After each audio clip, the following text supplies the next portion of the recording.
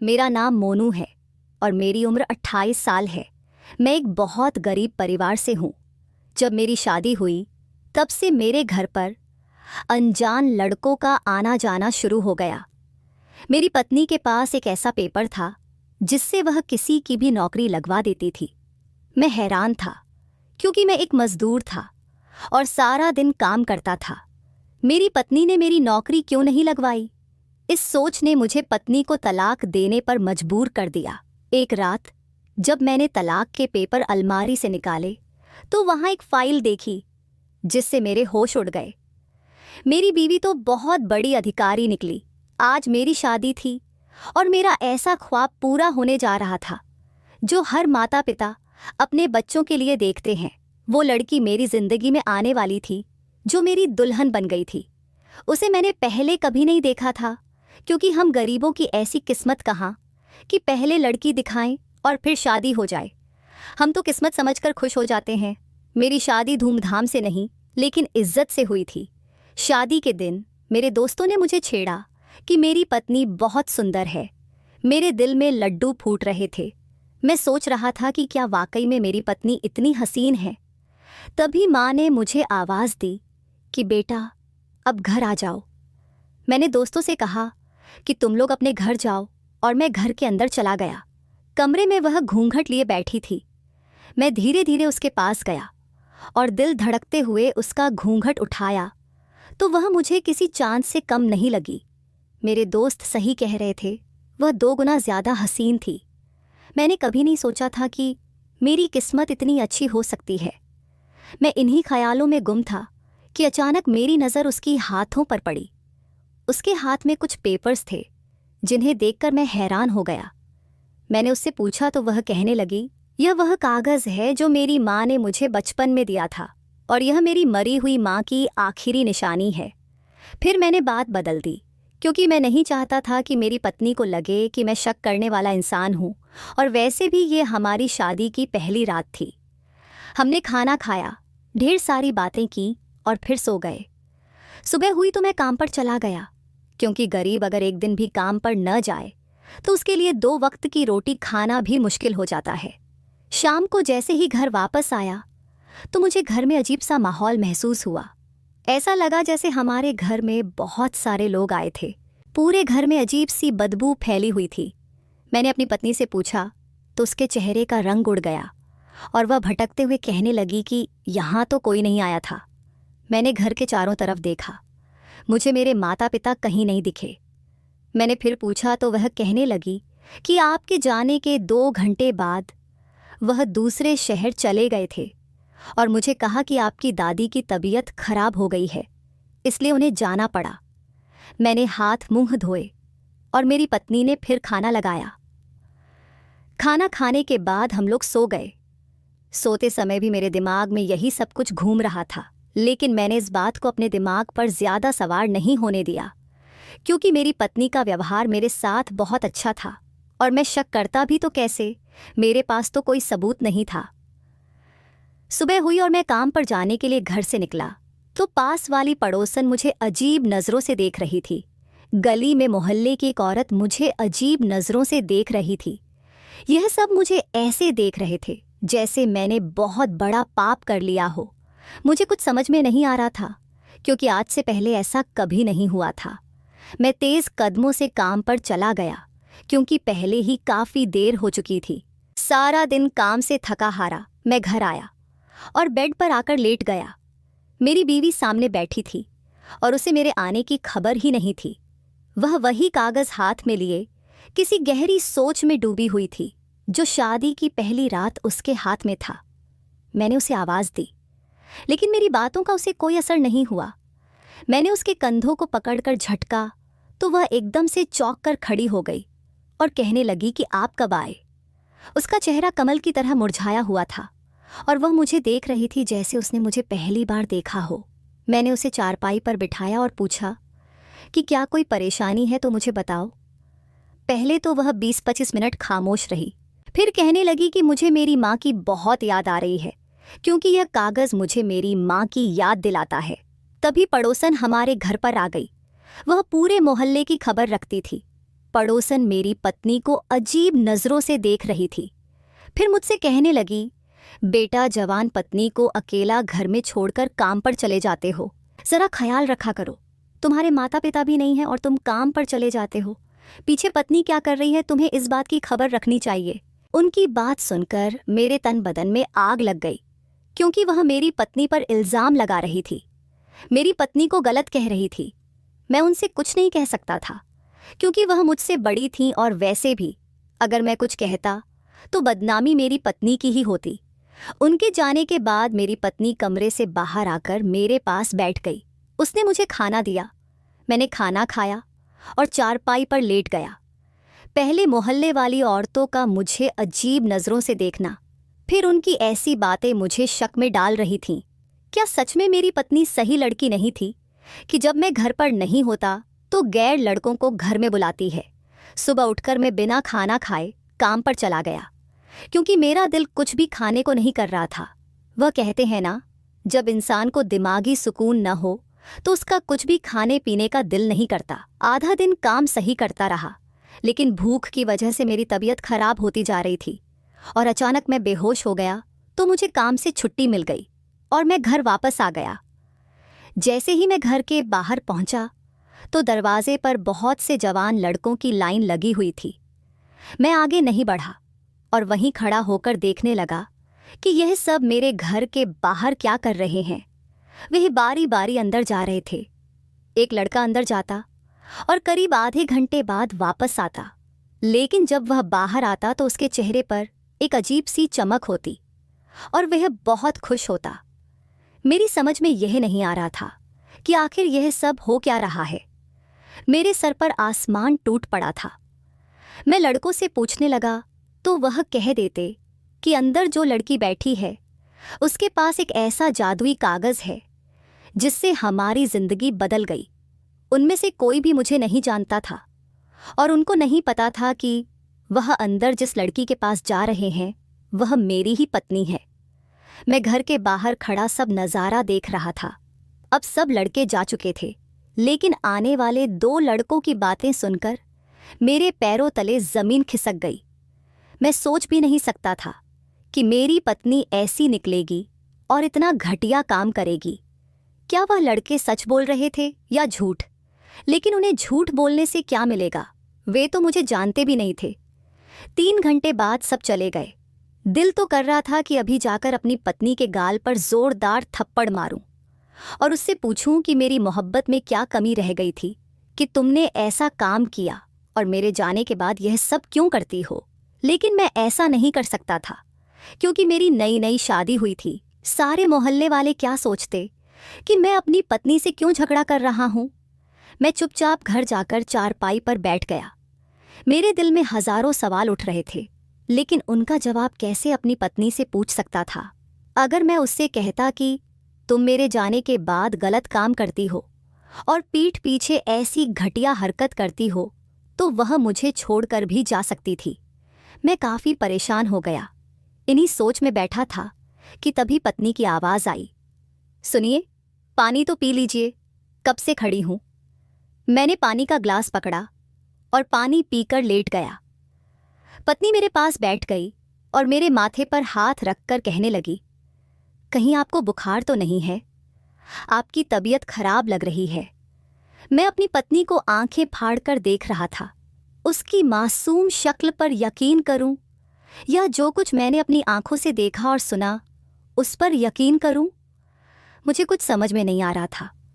पत्नी मेरे लिए खाना लेकर आई और प्यार से कहने लगी, देखिए, आज मैंने भिंडी बनाई है, आपको बहुत पसंद है ना? मैंने रुकते हुए कहा, मुझे भूख नहीं है, दिल नहीं कर रहा, बाद में खा लूँगा। पत्नी ज़बरदस्ती अपने हाथों से मुझे खाना खिलाने लगी और कहने लगी, ऐसे कैसे नहीं खाएंगे आप? सेहत का ख्याल नहीं रखेंगे तो बीमार हो जाएंगे। वह अपने हाथों से मुझे खाना खिला रही थी और मैं उसके चेहरे की तरफ गौर से देख रहा था। मुझे यकीन नहीं हो रहा था कि वह इतनी झूठी हो सकती है, लेकिन उसके चेहरे की मासूमियत देखकर मेरा दिल नहीं मानता था कि मेरी पत्नी ऐसा काम करेगी। मैंने अपनी पत्नी के हाथों खाना तो खा लिया, लेकिन शक की चिंगारी अभी भी जल रही थी। मैं दिमाग में योजना बनाने लगा कि कैसे अपनी पत्नी को रंगे हाथों पकड़ा जाए। मैंने सोचा सुबह काम पर नहीं जाऊंगा और देखूंगा कि लड़के मेरे घर आते हैं या नहीं। सुबह हुई तो मैं जानबूझकर लेटा रहा। मेरी पत्नी उठी, नहाई धोई और फिर पूजा करने लगी। उसे पूजा करते देखकर मैं सोचने लगा कि वह इतनी अच्छी लड़की है, व्रत रखती है, पूजा करती है, तो ऐसा काम क्यों करेगी। लेकिन मेरी आंखों ने जो देखा वह भी झूठ नहीं था। मैंने खुद देखा था कि एक लड़का 30 मिनट घर के अंदर रहता है और फिर चला जाता है। मेरे दिमाग में सोचों की आंधी चल रही थी। ऐसा लग रहा था जैसे कि मेरे दिमाग की नस फट जाएगी। जैसे ही मेरी पत्नी ने पूजा पूरी की तो मैंने आंखें बंद कर लीं और सोने का नाटक करने लगा। पत्नी ने पास आकर आवाज़ दी, सुनिए, नाश्ता कर लीजिए, आपको काम पर नहीं जाना, देर हो रही है। मैं उसकी बातें सुनने के बाद भी आंखें बंद किए रहा। उसके 2 से 3 बार आवाज़ देने पर भी नहीं उठा तो वह मेरे पास आई और हल्के से हाथ पकड़कर उठाने लगी। तभी मेरा मोबाइल बजने लगा। मोबाइल चार्जिंग पर लगा हुआ था तो पत्नी जल्दी से अंदर गई और मोबाइल लेकर आई। मोबाइल स्क्रीन पर देखा तो वह मेरे माता पिता का था। 25 मिनट पिताजी से बात हुई। वह घर का हाल चाल पूछ रहे थे और बता रहे थे कि उन्हें वहाँ कुछ दिन और लग सकते हैं क्योंकि दादी की तबीयत अभी कुछ बेहतर हुई थी। बाद में मेरी पत्नी ने नाश्ता मेरे सामने रख दिया और कहने लगी, जल्दी से नाश्ता कर लीजिए और काम पर जाइए। मुझे समझ में नहीं आ रहा था कि मेरी पत्नी ऐसी हरकतें क्यों कर रही थी। मैंने उठकर वॉशरूम में हाथ मुंह धोया और चारपाई पर बैठकर कहा, मैं आज काम पर नहीं जाऊंगा, मैंने छुट्टी ली है। बस इतना कहना था कि पत्नी के चेहरे का रंग उड़ गया। उसने परेशान होकर कहा, आपको काम पर क्यों नहीं जाना? मैंने कहा, आज हम बाजार जाकर कुछ सामान खरीद लाते हैं, दिवाली भी आने वाली है तो सोचा कुछ खरीद लूं।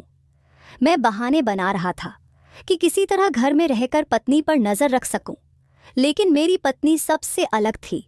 उसने कहा, दिवाली में अभी बहुत दिन हैं, आप काम पर जाएं। हम गरीब लोग एक दिन नहीं कमाएंगे तो खाएंगे कहाँ से।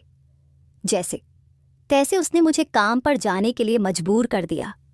अब मेरा शक यकीन में बदल चुका था। काम पर जाने को तैयार हो गया तो पत्नी का चेहरा सामान्य हो गया। मैं घर से बाहर निकलने लगा तो देखा कि पत्नी वही कागज हाथ में लेकर चूम रही थी। उसे यह नहीं पता था कि मैं यह सब देख रहा हूं। आज मैंने दिल में ठान लिया था कि काम से वापस आकर अपनी पत्नी से हर सवाल का जवाब पूछूंगा। गली में जाते समय एक नौजवान लड़का ऊंची आवाज में कहता हुआ आ रहा था, यार, कल भी मैं लेट आया था, लाइन में सबसे पीछे था, नंबर नहीं लगा। आज जल्दी आ गया हूं ताकि पहला नंबर मेरा लगे। लड़का फ़ोन पर बातें करता हुआ मेरे आगे से गुजर गया और मेरे घर के दरवाजे के सामने खड़ा हो गया। उसकी बातें सुनकर मेरे कदम बेजान हो गए। मैंने कभी सोचा भी नहीं था कि मेरी पत्नी मुझे काम पर भेजकर गैर मर्दों के साथ ऐसा घटिया काम करती होगी। मुझे अपनी पत्नी से घिन आने लगी थी। मैं उसे रंगे हाथों पकड़ना चाहता था। मैं वापस मुड़कर घर के सामने वाली दुकान पर बैठ गया। दुकान वाला मेरे बचपन का दोस्त था तो मैंने उसे सारी बात बता दी और उसने भी मेरा साथ दिया। देखते ही देखते घर के बाहर लड़कों की लाइन लग गई। सब एक एक करके अंदर जाने लगे। जब एक लड़का अंदर जाता तो वह 30 मिनट बाद बाहर आता। उसकी शर्ट के बटन खुले होते और वह पसीने से भीगा हुआ होता, लेकिन उसके चेहरे पर खुशी की लहर होती थी। यह सब देखकर मेरा रंग लाल हो रहा था। दुकान वाले दोस्त ने भी मुझसे यही कहा, भाई, अपनी पत्नी को डाइवोर्स देकर फ्री हो जाओ। ऐसी पत्नी से तो बेहतर है कि इंसान शादी ही न करे। मैं पहले ही गुस्से की आग में जल रहा था। ऊपर से उस दुकान वाले की बातों ने मुझे और गुस्सा दिला दिया। लेकिन आज तो कोर्ट बंद था क्योंकि आज संडे था। मैं पूरा दिन दुकान पर बैठा रहा और शाम को घर चला गया। मैंने खाना दुकान वाले दोस्त के साथ ही खा लिया था, इसलिए मैंने ना रात का खाना खाया और ना मैंने अपनी पत्नी को यह पता लगने दिया कि मुझे सब कुछ पता चल चुका है। बस मैंने अपनी पत्नी से इतना कहा, आज मैं बाहर से ही खाना खाकर आया हूँ, तुम खा लो, और मैं बहुत थका हुआ हूँ, इसलिए सोने जा रहा हूँ। सुबह हुई तो मैं बिना नाश्ता किए हुए काम पर जाने का कहकर घर से निकल आया, लेकिन मैं काम पर नहीं गया और वकील के पास डाइवोर्स के पेपर बनवाने चला गया। वकील के पास बहुत भीड़ थी। मुझे वहाँ बैठे बैठे शाम हो गई, लेकिन मेरा काम हो गया था। मैंने वो पेपर अपनी जेब में डाले और घर आ गया। पत्नी ने मुझे खाना लाकर दिया और बैठे बैठे यह पूछने लगी, आजकल आप बहुत चुप चुप से रहते हैं, सब ठीक तो है? आते ही जल्दी सो जाते हैं। मैं ये सोचने लगा कि मेरी पत्नी को ज़रा भी शर्म नहीं आती। मेरे सामने खुद को इतना मासूम दिखाती है और ऐसा दिखाती है जैसे मेरी बड़ी फिक्र हो। पत्नी को जवाब में मैंने बस इतना ही कहा, आजकल काम बहुत ज़्यादा होता है, इसलिए थक जाता हूँ और लेटते ही नींद आ जाती है। कुछ देर बाद पत्नी सो गई और मैं लेटकर आसमान के चमकते तारों को देखता रहा। मुझे अपनी शादी के वह दिन याद आ रहे थे जब मेरी पत्नी पहली बार दुल्हन बनकर मेरे घर आई थी। मैंने कितने अरमान सजाए थे कि अब पत्नी के साथ जिंदगी सुकून से गुजरेगी, लेकिन शायद मेरी किस्मत ही ऐसी थी। मैं जेब से डाइवोर्स के पेपर निकालकर देखने लगा। कभी डाइवोर्स के पेपर को देखता और कभी पत्नी के चेहरे को देखता, उसके बाद उसके चेहरे पर पड़ती प्यारी मुस्कान को देखता। एक पल को दिल चाहा कि डाइवोर्स के पेपर को फाड़ दूं और सब कुछ भूल जाऊं, लेकिन एक इज्जतदार आदमी ये सब बर्दाश्त नहीं कर सकता कि उसकी पत्नी के किसी और लड़कों से संबंध हो। मैं पलंग से उठकर अंदर कमरे में चला गया और मैंने अलमारी से एक पेपर उठाया जिसे मेरी पत्नी पहली रात अपने साथ लाई थी और जिसे वह हर वक्त अपनी आंखों के सामने रखती थी। मैं पेपर उठाकर अलमारी बंद करने ही लगा था कि मुझे अलमारी में एक फाइल पड़ी नजर आई। मैं उस फाइल को देखकर सोच में पड़ गया, क्योंकि आज से पहले मैंने उस फाइल को कभी नहीं देखा था। मैं फाइल उठाने से पहले बाहर आकर एक नज़र अपनी पत्नी को देखा। कहीं वह जाग तो नहीं गई थी, लेकिन वह सोई हुई थी। मैं वापस कमरे में गया और वह फाइल निकालकर उसके ऊपर डाइवोर्स के पेपर रख दिए। तभी मेरे दिल में ख्याल आया कि एक बार इस फाइल को खोलकर देखूं कि इसके अंदर क्या है। फाइल खोलकर देखी तो मेरी आंखें फटी की फटी रह गईं। मुझे यकीन नहीं आ रहा था जो मैं देख रहा हूं वह सब सच है या फिर झूठ। मेरी पत्नी ऐसा काम कर सकती है, यह मेरे दिमाग में भी नहीं था। जैसे जैसे मैं उस फाइल को पढ़ता जा रहा था, मेरे होश उड़ते जा रहे थे। मेरी पत्नी की सच्चाई ये होगी, मैंने जिंदगी में कभी सोचा भी नहीं था। उस फाइल पर एक एड्रेस लिखा था। मैंने वो पता नोट कर लिया और फाइल वही अलमारी में रख दी ताकि पत्नी को शक ना हो। अपनी पत्नी का नया सच मेरे सामने आया था, पहले वाले से भी ज्यादा खतरनाक था। अब मुझे सुबह होने का इंतजार था कि कब सूरज की पहली किरण निकले और मैं उस रात का पता लगा सकूं। मैंने वह डाइवोर्स के पेपर भी अपनी जेब में डाल दिए, क्योंकि पहले मुझे इस हकीकत तक पहुंचना था। मैं पिछले कई दिनों से काम पर नहीं जा रहा था, लेकिन मेरी पत्नी को इस बात की बिल्कुल भी भनक नहीं पड़ी। सारी रात मैं इन्हीं सोचों में घूम रहा और कब सुबह पक्षियों की आवाज़ मेरे कानों में पड़ी, पता ही नहीं चला। मैं पत्नी के उठने से पहले हाथ मुंह धोकर घर से निकल पड़ा। मैंने कई रिक्शा वालों को एड्रेस दिखाया तो उनकी समझ में नहीं आया। एक रिक्शा से एक बूढ़े आदमी उतरे तो मैंने उनसे पूछा, जिसे देखकर वह कहने लगे, बेटा मुझे पता है ये कहाँ है और मैं अभी अभी इसी पते से होकर आया हूँ। मेरा बेटा इस जगह पर नौकरी करता है। उन्होंने मुझे वहाँ तक जाने का रास्ता बताया और मैं पूछता हुआ वहाँ तक पहुँच गया। मेरे सामने कोई घर नहीं था, बल्कि यह तो एक बहुत बड़ी फैक्ट्री थी और मेरी पत्नी का नाम लिखा हुआ था। फिर मैंने सोचा कि मेरी पत्नी के नाम की तो हज़ारों औरतें होंगी, लेकिन उस नाम के साथ मेरी पत्नी की तस्वीर भी लगी हुई थी। मैं अंदर चला गया। सामने का ऑफिस था। मैंने सोचा अंदर जाकर पता करता हूँ। जैसे ही मैंने अंदर कदम रखा, कमरे की दीवारों को देखकर मेरा रंग उड़ गया। हर दीवार पर मेरी पत्नी की तस्वीर लगी हुई थी। एक कमरे में बड़ी कुर्सी जो खाली थी, लेकिन उसके बराबर वाली कुर्सी पर एक लड़की बैठी हुई थी जो मुझे देखकर हैरत में पड़ गई और मुझसे पूछने लगी, आप कौन हैं और आपको किससे मिलना है। मैंने उस लड़की से दीवारों पर लगी उन तस्वीरों के बारे में पूछा तो वह कहने लगी, ये हमारी मालकिन की तस्वीर है जो इस फैक्ट्री की मालिक है। मुझे अपने कानों पर यकीन नहीं हो रहा था कि यह लड़की जो कह रही है क्या वह सच है। यह लड़की जो कह रही है क्या वह सच है? अगर हाँ तो उसने मुझ जैसे मजदूर से शादी क्यों की थी? ये क्या हो रहा था मेरे साथ? हर बार जब मैं सच तक पहुंचने की कोशिश करता एक नया राज सामने आ जाता। मैं वहां से फौरन अपने घर वापस आ गया। घर पहुंचकर मैंने अपनी पत्नी को सारी कहानी बताई और उससे उन सब के बारे में पूछा। वह मुस्कुराकर कहने लगी, मैं अमीर बाप की इकलौती बेटी थी। मेरे पापा की सारी दौलत मेरे नाम थी। मैं अमीरी की जिंदगी से तंग आ चुकी थी। मेरा ख्वाब था कि मेरी शादी एक गरीब आदमी से हो जो इज्जत देना जानता हो। क्योंकि मेरे पास पैसे की कमी नहीं थी इसलिए मैंने आपसे शादी की। ये राज मैंने आपको आज तक नहीं बताया कि मेरी असलियत क्या है। असल में जो हमारे घर के बाहर लड़कों की लाइन लगी होती थी वे दरअसल नौकरी के लिए आते थे। मैं उनका एक एक करके इंटरव्यू लेती और उनके कागज़ पर साइन करती थी। वे सब लड़के मेरी सेक्रेटरी को वह कागज़ दिखा देते थे और उन्हें नौकरी मिल जाती थी। जो मुझे कम समझदार लगते उन्हें दोबारा तैयारी करके आने का कहती थी।